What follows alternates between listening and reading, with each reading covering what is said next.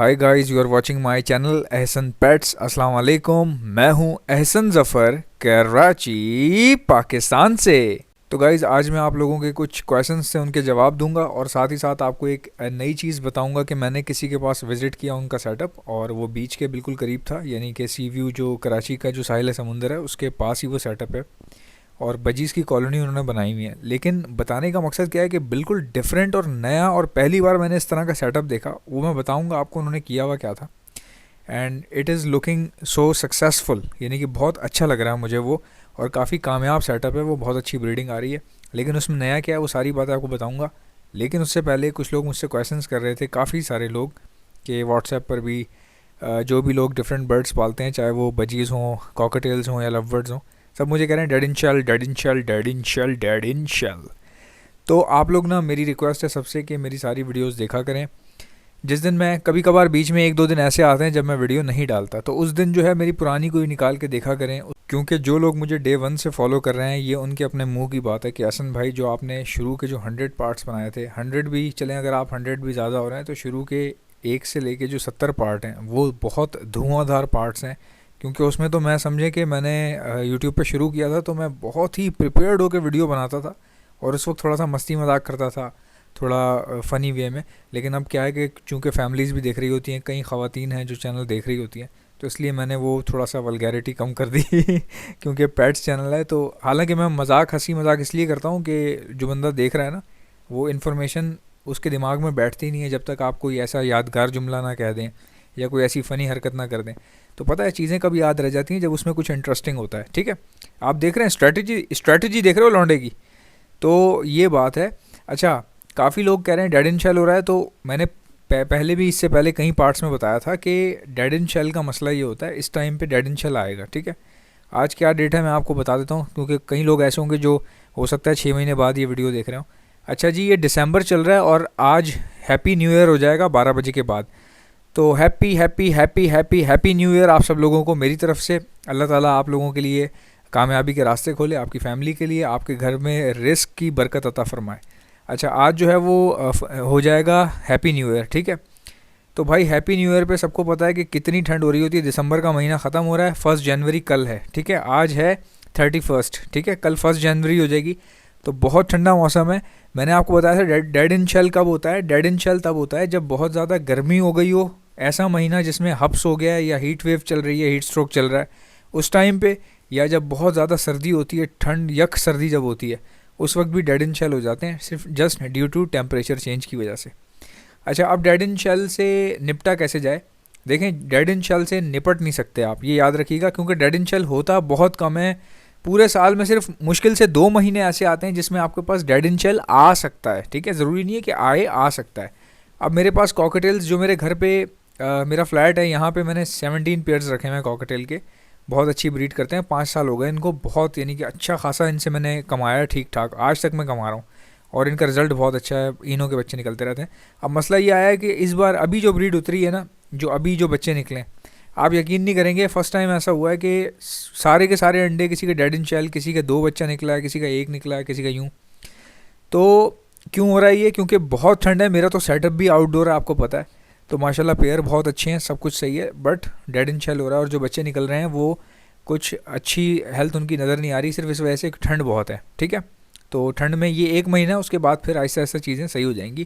क्योंकि कराची में आपको पता है कि हवाएं चलती हैं, कराची बीच हो गया, या इंडिया में मुंबई बीच हो गया। क्योंकि मेरे काफ़ी सारे फॉलोवर्स ऐसे हैं जो इंडिया से मेरा चैनल देखते हैं, मुझसे कांटेक्ट करते हैं। तो देखें, कराची और मुंबई का तकरीबन एक जैसा सिचुएशन है, क्योंकि दोनों जो हैं, दोनों के पास सी व्यू है, और उसकी वजह से क्या होता है कि हवाएं चलती हैं। ठीक है, अब पंजाब में ठंड बहुत ज़्यादा है, बट हवाएं उस तरह की नहीं है। ठंड बहुत ज़्यादा है लेकिन इतनी ज़्यादा महसूस नहीं होती, क्योंकि मैं वहाँ पंजाब में रहा भी हूँ, क्योंकि मेरा ताल्लुक़ पंजाब से है, मेरा घर वहाँ पे है, तो मैं जाता रहा हूँ। सर्दियों में तो बहुत कम गया हूँ, लेकिन एक दो बार मेरा जाना हुआ है। ज़्यादातर मैं जून जुलाई में जाता हूँ। तो सीन ये हुआ कि जब मैं गांव गया ठंड में, तो मैंने देखा कि इतनी ज़्यादा, कराची से ज़्यादा हाई टेम्परेचर पंजाब में होता है, लेकिन सर्दी ज़्यादा कराची में लगती है। अब इसका जवाब पूछें क्यों? भाई, यहाँ समुंदर है ना, साहिल समुंदर है, यहाँ हवाएं चलती हैं, जिनको सॉरी शी कह रहा हूँ, सी शोर्स कहते हैं, क्या कहते हैं, सी वेव्स कहते हैं, जो भी हवाएं, जो भी समुद्री हवाएं होती हैं। तो यहाँ पे हवाएं बहुत है, जब हवा चलती है ना ठंड में तो वो मार के रख देती है बंदे को, बुखार, बीमार, नज़ला, ज़ुकाम, सर दर्द। ये हवा, कराची की हवा जो है ना वो थोड़ा सा तंग करती है। अब पंजाब की जो सर्दी है वो थोड़ी सी हेल्दी है, यानी कि हेल्दी, सेहत के लिए अच्छी सर्दी है, तो वो आपको इतनी ज़्यादा, बहुत ज़्यादा तंग नहीं करेगी। अब बीमार तो खैर कोई कहीं पे भी हो सकता है। तो बर्ड के लिए भी ऐसा ही है, कराची में सिर्फ कुछ ही टाइम का होता है ऐसा कि हवाएं चल रही हैं तो बर्ड का डेड एंड शेल हो रहे हैं, बर्ड खुद ख़राब हो रहे हैं, अगर आप केयर नहीं कर रहे तो ये हो सकता है आपके पास, ठीक है। लेकिन अल्हम्दुलिल्लाह, अल्हम्दुलिल्लाह जो लोग समझदार हैं, जानते हैं चीज़ों को, उनको सब पता होता है कि कैसे बर्ड को बचाना है, कैसे रखना है, क्या करना है, क्या खिलाना है, सब। तो आप लोग भी, अगर आप में से कोई ऐसा बंदा है जिसको प्रॉब्लम फेस हो रही है, तो वो परेशान ना हो भाई, सब इसी मरहले से गुजर के आते हैं। हम भी ऐसे ही, हमारे पास अभी भी, आज भी, ठीक है, हमने जिन जिन जगहों पे बजरी के सेटअप लगाए हुए हैं, तो वहाँ पे भी ऐसा होता है कि मरते हैं, जान परिंदा जो है मरता है लाजमन, ठीक है। जितना नाजुक बर्ड आप लेंगे ना, यानी जितना नाजुक भी नहीं कहें कि छोटा कह लें, जितनी छोटी जान आप लेंगे ना वो मरते हैं, लेकिन अल्हम्दुलिल्लाह फ़ायदा बहुत होता है। अब मिसाल के तौर पे मैं आपको मिसाल देता हूँ, किसी बंदे ने 5 बजरी के पेड़ रखे हुए हैं, ठीक है। तो 5 बजरी के पेड़ जब आप लोगे, सोचने वाली बात है ना कि बजरी मरते तो हैं भाई, जाहिर सी बात है, एक चीज़ पैदा हो रही है तो मरेगी भी। तो अगर आप 5 पेड़ लेकर आ गए हैं, उसमें से 2-3 पीस आपके मर गए, आपका शौक़ ख़त्म हो जाएगा, ठीक है। अब मैं आपको बताता हूँ कि जो तेज़ लोग हैं, जो पुराने लोग हैं, अब जैसे मैं पुराना हूँ, मेरी तो ज़िंदगी इनमें रातें काली हो गई ना बजरी के अंदर। तो अब हम, मेरी स्ट्रैटेजी देखें, मैंने हमेशा यही काम किया जब मेरे पास थोड़े पैसे वैसे आ गए और नॉलेज भी आ गई थी, तो मैं क्या करता था कि अब बजरी के तकरीबन कम से कम भी अगर पेयर लें तो 30 पेयर लें आप, 30 पेयर्स आप लाजमन लें, तैयार ले लें या पट्ठे ले लें, वो आपकी मर्ज़ी है, क्योंकि बजरी में इतना मसला होता नहीं है, तैयार भी मिल सकते हैं, पट्ठे भी मिल सकते हैं। तो बजरी में इतना वो फ्रॉड होता नहीं है, क्योंकि सस्ता परिंदा है, इसमें कौन बैठा रहेगा फ्रॉड करने के लिए, इंतज़ार करता रहेगा। तो बस ये है कि देख के लें, चीज़ ख़राब ना हो। हमेशा बजरी ख़रीदते वक्त ना उसका वेंट एरिया देखा जाता है, ये याद रखिएगा। सबसे पहले वेंट एरिया देखा जाता है। अगर आपका बर्ड बजरी बिल्कुल सही है लेकिन वेंट एरिया उसका गंदा हो रहा है, गीला हो रहा है, तो समझ जाएं कि बर्ड जो है थोड़ा सा वायरल में आया हुआ है, तो उसको मेडिसिन देनी पड़ती है। तो आप अगर ख़रीद रहे हैं तो ऐसा बर्ड ना ही लें तो बेहतर है। हालांकि बच तो वो जाते हैं, दवाई देने से सही हो जाते हैं, बट अगर आप परचेज़ कर रहे हैं तो आप परचेज़ करते हुए ये ख्याल रखें कि हेल्दी बर्ड लें, ठीक है जी। ये बात हो गई। और दूसरा क्या हो गया कि हमारे पास ये जो अभी डेड एंड शेल का मैं आपको डिस्कस कर रहा था कि ये सही हो जाएगा, 1 महीने की बात है, सर्दियों की या गर्मियों की, जब भी ये होता है 1 महीने होता है, उसके बाद सही हो जाता है। अभी मैं, काफ़ी लोग मुझसे कह रहे हैं कॉकटेल्स की वीडियो क्यों नहीं दिखा रहे हो यार, हम मतलब काफ़ी सारे लोग मेरे जो व्यूवर्स हैं वो कॉकटेल्स पालने वाले हैं। मैं ख़ुद भी कॉकटेल बहुत पसंद करता हूँ, ब्रीड करवा रहा हूँ। तो बात ये कि भाई मेरा आउटडोर सेटअप है, ठंड बहुत है, ये प्लास्टिक डाले हुए हैं, चादरें डाली हुई हैं, ये वो, फिर बच्चे दिए हुए हैं ना सब ने, तो मैं इसीलिए घुस ही नहीं रहा। अंधेरा बहुत होता है, क्योंकि आपको पता है गर्मियों में तो हम, प्लास्टिक भी नहीं होता, कुछ भी नहीं होता, तो फुटेज बनाने में प्रॉब्लम नहीं होती। अब वीडियो रिकॉर्ड करने में ना प्रॉब्लम हो रही है, ठंड बहुत है एक तो, ठीक है, मुझसे भी नहीं खड़ा हुआ जाता बाहर, सर्दी बहुत है टेरेस में। फिर दूसरा ये कि बर्ड भी डिस्टर्ब होते हैं, आप प्लास्टिक हटाओगे, तंग करोगे। अभी गर्मियों वाला टाइम तो नहीं है ना, तो मैंने इसीलिए कहा कि 1 महीना रह गया, बस ये 1 महीना गुजर जाए, फिर आपका भाई कॉकटेल भाई ज़बरदस्त। तो कॉकटेल तो मुझे बहुत पसंद है, मैं कॉकटेल के बगैर रह नहीं सकता।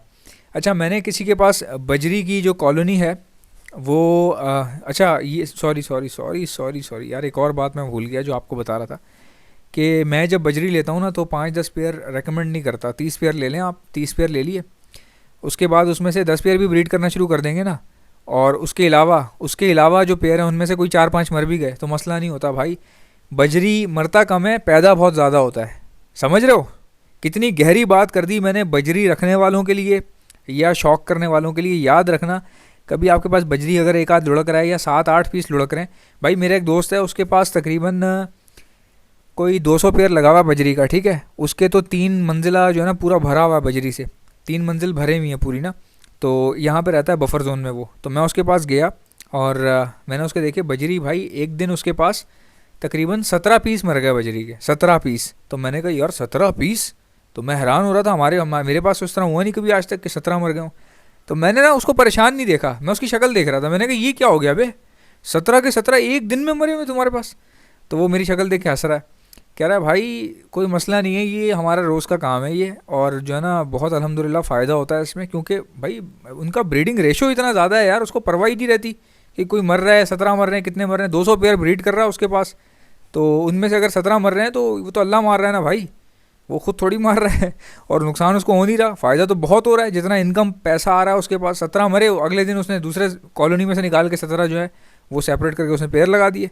तो इतने तो पट्टे निकल आते हैं उसके पास। तो मैं आपको ये मैं आपको मेंटालिटी समझाना चाह रहा हूँ कि चक्कर क्या है। ये चक्कर है सारा का सारा कि जितना आप सोचते जाते हैं ना, वो ये हो गया, यूँ हो गया, वो हो गया, तो आप मज़ीद आप डिप्रेशन में जाएंगे।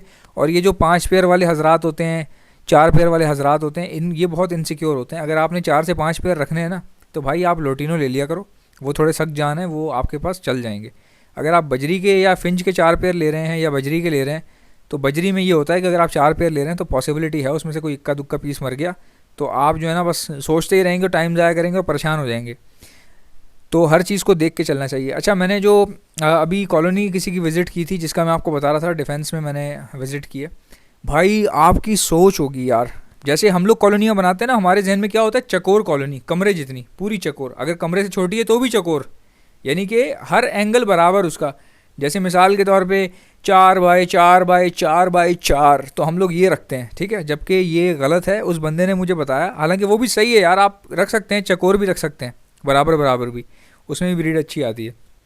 लेकिन उस बंदे ने मुझे बोला कि अगर आप कम टाइम पे ज़्यादा पैसा कमाना चाहते हो और एक कॉलोनी के बजाय ज़्यादा कॉलोनीज़ बनाना चाहते हो, तो ऐसे बनाओ। उसने कैसे बनाई हुई थी, आप यकीन नहीं करेंगे। पतली कॉलोनियाँ, लंबी, ठीक है। अच्छा, फ्रंट से कितनी नज़र आ रही होंगी, फ्रंट की जो उसकी वो थी, यानी कि हॉरिजॉन्टल लेंथ जो थी उसकी फ्रंट की, यानी मैं सामने खड़ा हूँ और हॉरिजेंटली लेटी हुई जो लेंथ थी उसकी, वो थी तकरीबन कोई 1.5 बाई 1.5, 3 से 4, हाँ 4 फुट सामने से थी, और पीछे जो है ना वो लंबी थी, 4 बाय 7 या 10 रखी हुई थी, इस तरह से रखी हुई थी, 4 बाय 10 इस तरह करके। तो पतली पतली बनाई हुई अंदर गलियों की तरह से। मैंने कहा ये क्या है बे, तो उन्होंने कहा भाई बर्ड जो है ना सीधा फ्लाई करता है, जैसे आप सेपरेट केजेस में लगाते हैं बर्ड को, जैसे मैं आप लोगों को कहता हूँ ना कि बर्ड को हमेशा बर्ड सीधा सामने फ्लाई करता है। बर्ड कभी हेलीकॉप्टर की तरह ऊपर नहीं उड़ेगा, हेलीकॉप्टर हेलीकॉप्टर, तो वो ऊपर नहीं उड़ेगा। बर्ड हमेशा जहाज़ की तरह लैंड करता है, सामने की तरफ आहिस्ता आहिस्ता ऊपर जाता है। यानी हेलीकॉप्टर आपने देखा होगा कि सीधा ऊपर निकल गया वर्टिकली, ठीक है। जहाज़ जो है वो टाइम लेता है, वो चलता है चलता है, उड़ता है उड़ता है, फिर आहिस्ता आहिस्ता ऊपर जाता है, लैंड करता है या फिर टेक ऑफ करता है, तो आराम आराम से कर रहा होता है। तो बर्ड जो है वो बिल्कुल जहाज़ की तरह उड़ता है, तो बर्ड को सामने की तरफ भागना होता है। अब वो देखें कि उसके पास इतनी ठंड, यार आप सोच नहीं सकते, सी व्यू के पास एक बंदा रह रहा हो। मैंने नोट किया कि भाई उसके बर्ड इसीलिए साफ़ सुथरे हैं, इसीलिए अभी तक इतनी ठंड में ब्रीड कर रहे हैं। 10-10 पेयर छोड़े हुए उसने, 10-10 पेयर इस तरह से, 10 पेयर या 5 पेयर इस तरह करके छोड़े हुए उसने हर कॉलोनी में। और इतनी ज़बरदस्त ब्रीड आ रही है, इतनी ज़बरदस्त किस वजह से कि उनका जो जिस्म है वो गर्म रहता है। यानी अब ठंड है ना, ठंड बहुत ज़्यादा सर्दी फील होती है बर्ड को, तो वो क्या है, उसके पास लंबी जगह है, तो वो बर्ड पूरा दिन फुदकता रहता है। सीधा पहले सामने जाएंगे उड़ते हुए, फिर वहाँ बैठेंगे 1-2 सेकंड, वहाँ बैठेगा बर्ड, फिर वहाँ से, आपको पता है बजरी की एक्टिविटी कैसी होती है, कान के पास से गुजरता है उड़ता हुआ बार बार। तो वो क्या है, बजरी फिर वहाँ से वापस आता है, फिर कभी यहाँ बैठता है डंडी पे, फिर वहाँ वापस जाता है। तो इतनी लंबी फ्लाइटें मार मार के ना, उनकी जिसामत, उनकी जिस्म इतना गर्म हो गया बजरी का कि वो माशाल्लाह उसके पास डेथ रेशो है ही नहीं, मरते ही नहीं है उसके पास। तो जाहिर है जगह इस तरह से उसने मैनेज की हुई है। तो उसने मुझे बोला यार अगर इसी की जगह मैं पूरी प्लेस में अगर एक कॉलोनी बनाता ना, तो वो फिर मज़ेदार नहीं होता इतना, ठीक है, क्योंकि उसको प्रॉब्लम भी आती। इतनी बड़ी कॉलोनी बनाता तो उसमें पट्ठों का हिसाब रखना, बच्चों का रखना, कौन किसका बच्चा है, किसकी माँ है, समझ नहीं आता, बेच नहीं सकते आप। तो इसमें उसको बेचना बड़ा आसान है, 5-10 पेयर रखे हुए हैं उसने, उनमें से उसको समझ में आ जाता है ये पट्ठे उतरे निकाल लेता है वो। तो बड़ा स्मार्टली उसने किया हुआ था, बहुत अच्छा खेल रहा था वो बर्ड्स की जो ब्रीडिंग है उसके साथ। तो मैंने सोचा यार मैं आप लोगों को बताता हूँ, और याद रहे कि मैंने एक पबजी का चैनल बनाया है, और उसमें बहुत ज़्यादा समझें कि एक मज़ेदार किस्म का है। उसमें हमारे पास खुली छूट है, क्योंकि वहाँ पे फैमिलीज़ वगैरह तो नहीं होंगी ना भाई, उसमें तो लड़के ही होंगे हम लोग सब। तो उसमें बंदा होता है मजाक कर लेता है, हंसी मजाक कर ली, कोई ऐसी फ़नी बात कर दी, जोक मार दिया, कोई गंदा सा जोक मार दिया तो उसमें जो है ना वो बनाया एंटरटेनमेंट के लिए। उसमें मेरा वॉइस ओवर होगा, गेम भी मेरा होगा, सब कुछ होगा। तो वो आप ज़रूर सब्सक्राइब कीजिएगा, मैं उसका लिंक जो है वो डिस्क्रिप्शन में डाल दूँगा सबसे नीचे। और अगर आपको डिस्क्रिप्शन में नहीं मिल रहा तो कम्युनिटी टैब में मैंने उसका लिंक डाला हुआ है, वहाँ से भी आपको मिल जाएगा। आपसे मुलाकात होगी इंशाल्लाह नेक्स्ट वीडियो में। खुदा हाफ़िज़।